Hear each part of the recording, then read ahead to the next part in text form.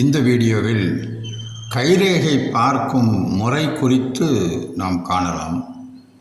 ஆண்களுக்கு முதலில் இடது கையை பார்த்துவிட்டு அதன் அமைப்பு, நிலைமை, பலன்களையும் குறித்து கொண்டு பின்னர் வலது கையையும் பார்க்க வேண்டும். இரு கைகளையும் பார்க்காமல் வலது கையை மட்டும் பார்த்து பலன் சொல்வது ஒருவேளை தவறுக்கு இடமளிக்கலாம்.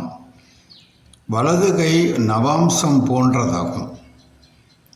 சில ஆண்களுக்கு இடது கை பழக்கம் இருக்கும்.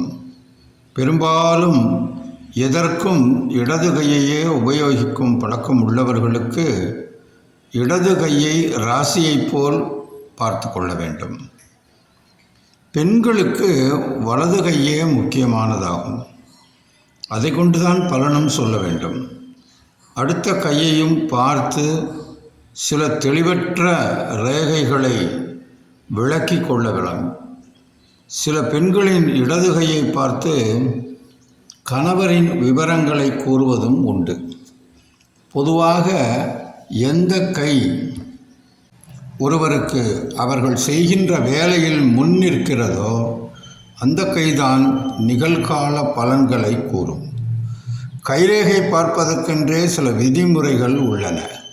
போதுமான நல்ல வெளிச்சத்தில் இருந்து கொண்டு நிதானமாக இரு கைகளையும் நன்றாக பரிசோதித்து பார்த்த பின்னரே பலன் சொல்ல ஆரம்பிக்க வேண்டும்.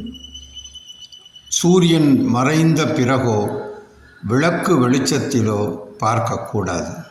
அப்படி செய்வதில் தவறுகள் ஏற்படலாம். பகலில் பார்க்கும்போது கூட பல மெல்லிய ரேகைகள் நம் கண்களுக்கு புலப்படுவதில்லை. அதற்கு இந்த லென்ஸ்ன்னு சொல்லுவாங்கள்ல, பூதக்கண்ணாடி, அதை வைத்து கொண்டு பார்ப்பது சால சிறந்தது. நுண்ணிய ரேகைகளே முக்கியமானதாகும்.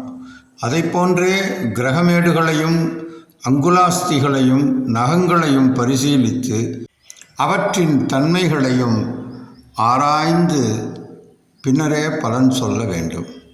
நேர்களே, அடுத்த வீடியோவில் மேலும் சில கைரேகை சம்பந்தமான குறிப்புகள் குறித்து நாம் காணலாம்.